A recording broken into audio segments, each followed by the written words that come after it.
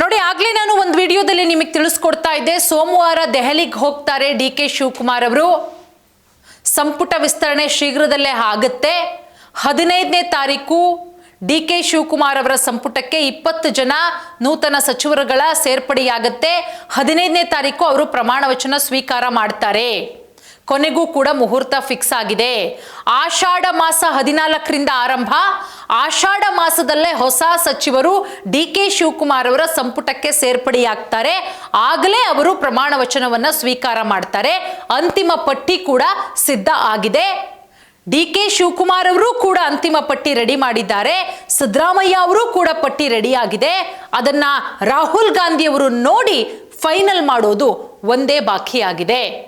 ಈಗ ಸಚಿವ ಸ್ಥಾನದ ಆಕಾಂಕ್ಷಿಗಳ ಶಾಸಕರಲ್ಲಿ ಸಂಭ್ರಮವೋ ಸಂಭ್ರಮ. ಸೊ ಮಾಜಿ ಸಿಎಂ ಸಿದ್ದರಾಮಯ್ಯ ಅವರು ಕೂಡ ದೆಹಲಿಗೆ ತೆರಳುತ್ತಾ ಇದ್ದಾರೆ ಸೋಮವಾರ. ಭಾನುವಾರ ರಾತ್ರಿ ರಾಹುಲ್ ಗಾಂಧಿ ಅವರು ಡೆಲ್ಲಿಗೆ ಬರ್ತಾರೆ, ವಿದೇಶ ಪ್ರವಾಸದಲ್ಲಿದ್ದಾರೆ. ಸೋಮವಾರ ಇವರಿಬ್ಬರು ನಾಯಕರುಗಳು ಕೂಡ ಡೆಲ್ಲಿಗೆ ಹೋಗಿ ಫೈನಲ್ ಮಾಡ್ಕೊಂಡಂತೂ ಬಂದು 14ನೇ ತಾರೀಕು ಅಥವಾ 15ಕ್ಕೆ 100% ಪ್ರಮಾಣ ವಚನ ಸ್ವೀಕಾರ ಮಾಡೋ ಎಲ್ಲ ಸಾಧ್ಯತೆಗಳು ಕೂಡ ಇದೆ. ಈಗ ಯಾರೆಲ್ಲ ಇದ್ದಾರೆ ನೂತನ ಸಚಿವರುಗಳು ರೇಸಲ್ಲಿ? 2ನೇ ಪಟ್ಟಿಲಿ ಯಾರ್ದೆಲ್ಲ ಹೆಸರಿದೆ? ಕಳೆದ ಬಾರಿ ಹೆಸರುಗಳು ಕೈತಪ್ಪಿದ್ದಂಥವರು 2ನೇ ಪಟ್ಟಿಯಲ್ಲಿ ಅವರ ಹೆಸರಿದೆಯಾ? ಅವರನ್ನ ಕನ್ಸಿಡರ್ ಮಾಡಿದ್ದಾರಾ ಡಿ ಕೆ ಶಿವಕುಮಾರ್ ಅವರು, ಅಥವಾ ಹೊಸ ಮುಖಗಳಿಗೆ ಮಣೆ ಹಾಕಿದ್ದಾರಾ? ಯಾವ ಆಧಾರದ ಮೇಲೆ? ಇಲ್ಲಿ ಜಾತಿ ಆಧಾರದ ಮೇಲೆ, ಸಮುದಾಯಗಳ ಆಧಾರದ ಮೇಲೆ ಇಲ್ಲಿ ಡಿವೈಡ್ ಮಾಡಲಾಗಿದೆ. ನೋಡೋಣ. ಯಾಕಂದ್ರೆ ನಿನ್ನೆ ತಾನೇ ಲಕ್ಷ್ಮೀ ಹೆಬ್ಬಾಳ್ಕರ್ ಅವರು ಹೇಳಿದ್ರು, ಬೆಳಗಾವಿಯಲ್ಲಿ 11 ಜನ ನಾವು MLAಗಳಿದ್ದೀವಿ, ನಮಗೆ 2 ಅಂತೂ ಫಿಕ್ಸ್ ಆಗುತ್ತೆ ಅಂತ ಹೇಳಿ ಹಿಂಟ್ ಅಂತೂ ಕೊಟ್ರು. ಈಗ ಯಾರೆಲ್ಲ ಇದ್ದಾರೆ ರೇಸಲ್ಲಿ ನೋಡಿ, ಒಂದು ಅಪ್ಪಾಜಿ ನಾಡಗೌಡ ಅವರ ಹೆಸರು ಕೂಡ ಕೇಳಿ ಬರ್ತಾ ಇದೆ. ಅದರ ಜೊತೆಗೆ MLC ಸಲೀಂ ಅಹಮದ್ ಅವರ ಹೆಸರು ಕೂಡ ಕೇಳಿ ಬರ್ತಾ ಇದೆ. 2ನೇ ಲಿಸ್ಟಲ್ಲಿ ಅಪ್ಪಾಜಿ ನಾಡಗೌಡ ಅವರು ಕೂಡ ಇರ್ತಾರೆ, ಸಲೀಂ ಅಹಮದ್ ಅವರು ಕೂಡ ಇರ್ತಾರೆ. ಅದರ ಜೊತೆಗೆ ಬಸವರಾಜ್ ರಾಯರೆಡ್ಡಿ ಅವರು ಕೂಡ ಫೈನಲ್ ಆಗಿದೆ ಅನ್ನುವ ಮಾತುಗಳು ಕೂಡ ಕೇಳಿ ಬರ್ತಾ ಇದೆ. ಇನ್ನು ಟಿ ರಘುಮೂರ್ತಿ ಅವರಿಗೂ ಕೂಡ ಮಣೆ ಹಾಕಲಾಗಿದೆ. ಅವರು ಕೂಡ ಡಿ ಕೆ ಶಿವಕುಮಾರ್ ಅವರ ಸಂಪುಟಕ್ಕೆ ಸೇರ್ಪಡೆಯಾಗ್ತಾ ಇದ್ದಾರೆ. ಚಾಮರಾಜನಗರದ ಶಾಸಕರಾದಂತಹ ಪುಟ್ಟರಂಗ ಶೆಟ್ಟಿ ಅವರು ಅನುಭವಿ ರಾಜಕಾರಣಿ. ಸೊ ಪುಟ್ಟರಂಗ ಶೆಟ್ಟಿ ಅವರು ಕೂಡ ಡಿ ಕೆ ಶಿವಕುಮಾರ್ ಅವರ ಸಂಪುಟಕ್ಕೆ ಸೇರ್ಪಡೆಯಾಗ್ತಾರೆ. ಅದರ ಜೊತೆಗೆ ಅರಸೀಕೆರೆ ಶಾಸಕರು, ಹಾಸನ ಜಿಲ್ಲೆಯ ಕಾಂಗ್ರೆಸ್ನ ಏಕೈಕ ಶಾಸಕರು KM ಶಿವಲಿಂಗೇಗೌಡರು, JDS ಇಂದ ಕಾಂಗ್ರೆಸ್ಗೆ ಬಂದಂಥವರು. ಸೊ ಶಿವಲಿಂಗೇಗೌಡರು ಬಹಳ ಓಪನ್ ಆಗಿ ಹೇಳಿದ್ದಾರೆ, ಸಾಕಷ್ಟು ಸಂದರ್ಭದಲ್ಲಿ ನನಗೆ ಇಂಥದ್ದೇ ಖಾತೆ ಕೊಡಿ, ಅಂಥದ್ದೇ ಖಾತೆ ಕೊಡಿ ಅಂತ ನಾನು ಹೇಳಲ್ಲ, ಯಾವುದೇ ಖಾತೆಯನ್ನ ಕೊಟ್ಟರು ಕೂಡ ನಾನು ನಿಭಾಯಿಸ್ತೀನಿ ಅಂತ ಹೇಳಿ. ಸೊ ಶಿವಲಿಂಗೇಗೌಡರು ಕೂಡ ಡಿ ಕೆ ಶಿವಕುಮಾರ್ ಅವರ ಸಂಪುಟಕ್ಕೆ ಸೇರ್ಪಡೆಯಾಗ್ತಾ ಇದ್ದಾರೆ. ಅದರ ಜೊತೆಗೆ ಮಾಗಡಿ ಶಾಸಕರಾದಂತಹ ಬಾಲಕೃಷ್ಣ ಅವರು 92-93ರಿಂದಲೇ ರಾಜಕೀಯದಲ್ಲಿ ಇದ್ದಂಥವರು. ಎಲ್ಲ ಪಕ್ಷದಲ್ಲೂ ಅಧಿಕಾರ ಅನುಭವಿಸಿದ್ದಾರೆ, ಆದರೆ ಯಾವ ಪಕ್ಷದಲ್ಲೂ ಅವ್ರನ್ನ ಮಿನಿಸ್ಟ್ರು ಮಾಡಿಲ್ಲ.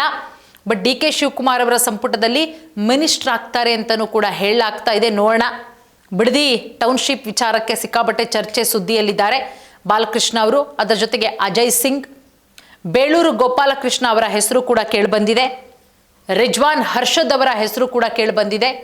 ಇನ್ನು ನಯನಾ ಮೋಟಮ್ಮ, ಮೂಡಿಗೆರೆ ಶಾಸಕಿ ನಯನಾ ಮೋಟಮ್ಮ ಬಹಳ ಯಂಗ್ ಅಂಡ್ ಎನರ್ಜೆಟಿಕ್ ಲೇಡಿ, ಬಹಳ ಒಳ್ಳೊಳ್ಳೆ ಕೆಲಸ ಮಾಡ್ತಾ ಇದ್ದಾರೆ.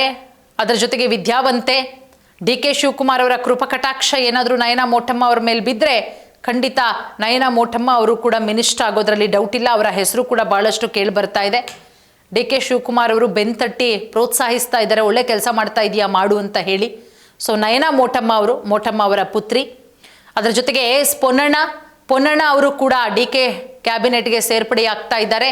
ರಿಜ್ವಾನ್ ಹರ್ಷದ್, ಬೇಳೂರು ಗೋಪಾಲಕೃಷ್ಣ, ರುದ್ರಪ್ಪ ಲಮಾಣಿ, ಪ್ರದೀಪ್ ಈಶ್ವರ್, ವಿವಾದಗಳ ಮುಖಾಂತರವೇ ಸದಾ ಸುದ್ದಿಯಾಗುವಂತಹ Pradeep Eshwar, young and energetic Pradeep Eshwar. ಅದರ ಜೊತೆಗೆ ಶರತ್ ಬಚ್ಚೇಗೌಡ. ಇನ್ನು ಬೆಳಗಾವಿಯಿಂದ ನೋಡೋದಕ್ಕೋದ್ರೆ ಲಕ್ಷ್ಮಣ್ ಸವದಿ ಅವರು BJPಯಲ್ಲಿ DCM ಆಗಿದ್ರು. ಲಕ್ಷ್ಮಣ್ ಸವದಿ ಅವರು ಸಿದ್ದರಾಮಯ್ಯ ಅವರ ಸಂಪುಟದಲ್ಲೇ ಸಚಿವರಾಗಬೇಕಾಗಿತ್ತು, ಬಟ್ ಮಿಸ್ ಆಗುತ್ತೆ. ಬಟ್ ಈಗಂತೂ ಡಿ ಕೆ ಶಿವಕುಮಾರ್ ಅವರ ಸಂಪುಟಕ್ಕೆ ಸೇರ್ಪಡೆಯಾಗೋ ಎಲ್ಲ ಸಾಧ್ಯತೆ ಇದೆ. ಲಕ್ಷ್ಮಣ್ ಸವದಿ, ಅದರ ಜೊತೆಗೆ ಲಕ್ಷ್ಮೀ ಹೆಬ್ಬಾಳ್ಕರ್, ಇಷ್ಟೂ ಜನರು 2ನೇ ಲಿಸ್ಟಲ್ಲಿ ಇಷ್ಟು ಜನರ ಹೆಸರಿರುತ್ತೆ. ಇದರ ಜೊತೆಗೆ ಇನ್ನೊಂದಿಷ್ಟು ಜನ ಸೇರ್ಪಡೆಯಾಗುವ ಸಾಧ್ಯತೆಗಳು ಕೂಡ ಇದೆ. 20 ಜನ ಟೋಟಲ್. ಅಪ್ಪಾಜಿ ನಾಡಗೌಡ, ಸಲೀಂ ಅಹಮದ್, ಬಸವರಾಜ ರಾಯರೆಡ್ಡಿ, ರಘುಮೂರ್ತಿ, ಪುಟ್ಟರಂಗ ಶೆಟ್ಟಿ, ಶಿವಲಿಂಗೇಗೌಡರು, ಬಾಲಕೃಷ್ಣ, ಅಜಯ್ ಸಿಂಗು, ಬೇಳೂರು ಗೋಪಾಲಕೃಷ್ಣ, ರಿಜ್ವಾನ್ ಹರ್ಷದ್, ನಯನ ಮೋಟಮ್ಮ, ಪೊನ್ನಣ್ಣ, ರುದ್ರಪ್ಪ ಲಮಾಣಿ, ಪ್ರದೀಪ್ ಈಶ್ವರ್, ಶರತ್ ಬಚ್ಚೇಗೌಡ, ಲಕ್ಷ್ಮಣ್ ಸವದಿ, ಲಕ್ಷ್ಮೀ ಹೆಬ್ಬಾಳ್ಕರ್ ಅವರ ಜೊತೆಗೆ ಇನ್ನೊಂದಿಷ್ಟು ಜನ ಸೇರ್ಪಡೆಯಾಗೋ ಸಾಧ್ಯತೆ ಇದೆ. ನೋಡೋಣ 15ನೇ ತಾರೀಕಿನ ಒಳಗಡೆ ಇದೆಲ್ಲದಕ್ಕೂ ಕೂಡ ಸ್ಪಷ್ಟ ಚಿತ್ರಣ ಸಿಗುತ್ತೆ.